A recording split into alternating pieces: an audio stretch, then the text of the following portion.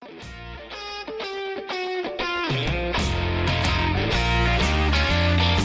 everybody, welcome back to the Skookum Report. I'm Bob, and I have a few awesome Bigfoot encounters today for you, and they're all from Ohio. And also these all come from Bobbie Short's material, and I want to thank her friends and family for allowing me to share all of this. It's an honor and a privilege, and Bobbie Short was a great woman. Also, I want to mention the last video that was uploaded about Edwards Air Force Base. I got quite a few comments about people being pissed off that I didn't have the surveillance video to show you guys, and I never meant to imply that I had Edwards Air Force Base surveillance tapes. If anyone's familiar with the Skookum Report, you know I read encounters. I don't have a video to show. At least not yet. I mean, if I do, I will, but in the future, if it changes, it changes. But I never meant to imply that I had the surveillance tapes. These were encounters and stories told by enlisted men that came out of Edwards Air Force Base. And they're all true stories. And so anyway, to anyone that misled or upset, I just want to apologize about that. And again, these next couple encounters are all from Ohio.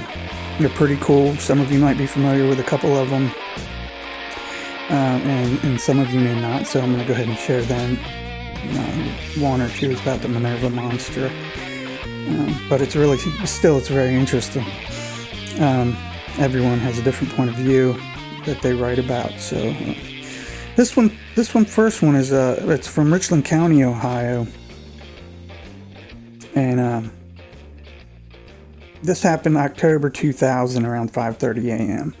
The gentleman writes, I was hunting at a friend's home and it was still dark out when I made my way about 2/3 up the hill behind the house and found a tree to lean against. It was around daybreak, probably 5:30 or 6 a.m. And that's when I heard some rustling at the crest of the hill, about 100 yards away. I figured it was a deer. 2 inches of snow had fallen the night before, so it was very quiet. And I listened as the rustling noise made its way down the hill slowly to my right, east of where I was standing. About that time, the sun was up. The noise was about even with me on the hill, and I could tell that it wasn't a deer.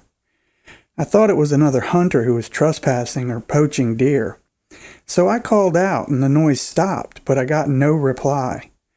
I then saw movement from behind a large tree, and I could see the creature, but I could only see the creature from the chest up, and I had no doubts that it was a Bigfoot.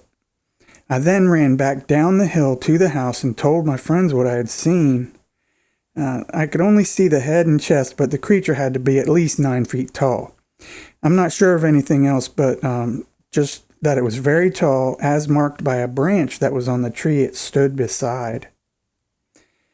There's a large hill directly behind the house, and it's probably like a 40 to 50 degree grade. It's a densely wooded area for many miles around, and the owners of the property frequently encounter Bigfoot and claim that there is a family pod living in the area. And that was submitted by Toby May. And that's pretty cool. That's a trip out hunting, seeing Bigfoot peeking at you from behind a tree. Good God, man. All right, this one's about the Minerva monster from Stark County, Ohio, the Paris Township.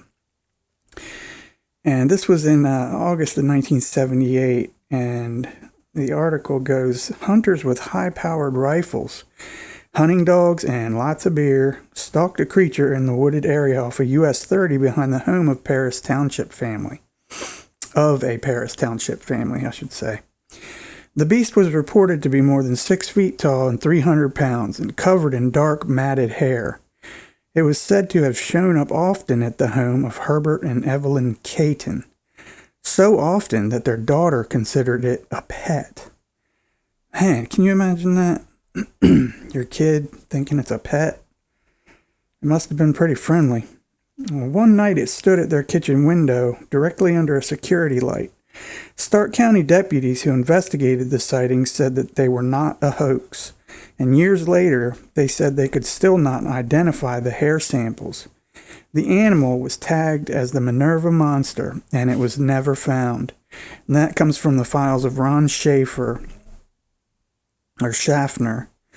and that's from 1978.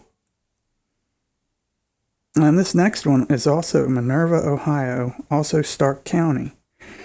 The most recent sighting in Ohio was east of Canton, Ohio, near Minerva, Ohio. A father and son were driving down a heavily wooded country road when they both noticed something beginning to cross the road in broad daylight at a distance of about 50 yards.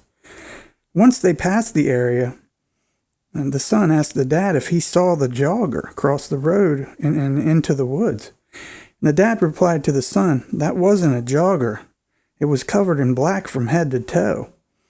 He also mentioned that it had a long torso and had jet black hair, and the hair was jet black in color. Once home, they both decided to go back to the area and look for tracks. They checked out the area where the alleged creature had crossed the road and found multiple 5-toed tracks. The footprints measured over 14 inches long and almost 7 inches wide at the toes. They both decided to try to make a cast of one of the tracks, so they drove into town and they bought some plaster Paris. They went back to the scene. There, they cast the print, and it turned out pretty good, but it broke down the middle due to them pulling it out before it was completely dry. Man, impatient. You got to be patient with that kind of stuff, I guess. They should have, they probably messed up the print with the first set of plaster, so they couldn't redo it, I guess. This next one's from Butler County, Ohio, and this happened in July 1999.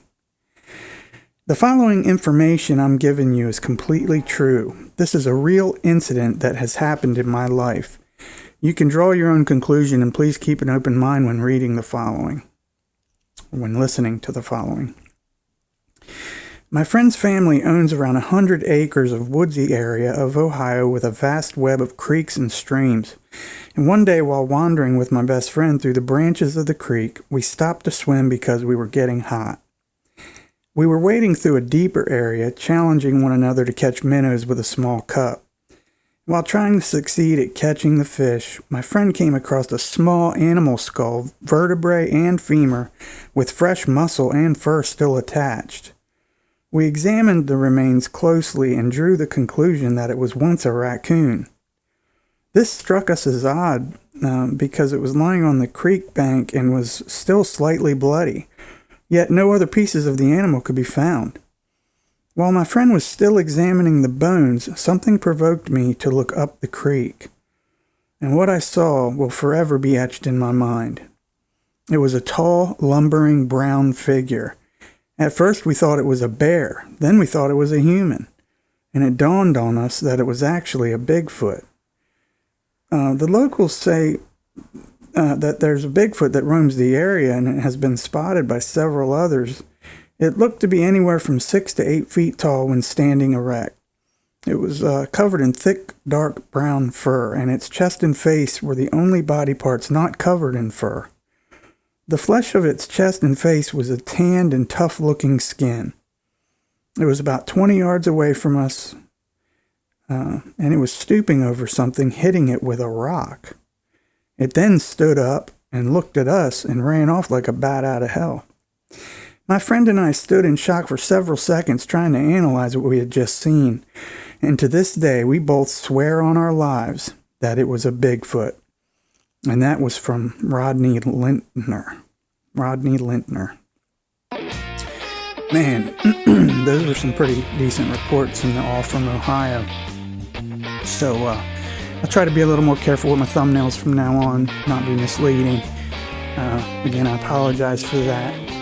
And thank you so much for checking out another Skookum report, you guys. You're awesome. I just passed 1,000 subscribers, and I didn't think that would happen at least anytime soon, that's for sure. When I started the channel, I'm just doing this because I have a passion for it, and I love Bigfoot encounters, and I love reading them and looking into it and watching documentaries and everything. And I'm a musician. I got the equipment, so I figured, why not go ahead and record some encounters and put them on YouTube? So You guys are awesome, and if any of you have encountered a Bigfoot or had a sighting, and you'd like it on the show here on the Skookum Report, just write it down in an email and shoot it off to me at skookumreport@gmail.com.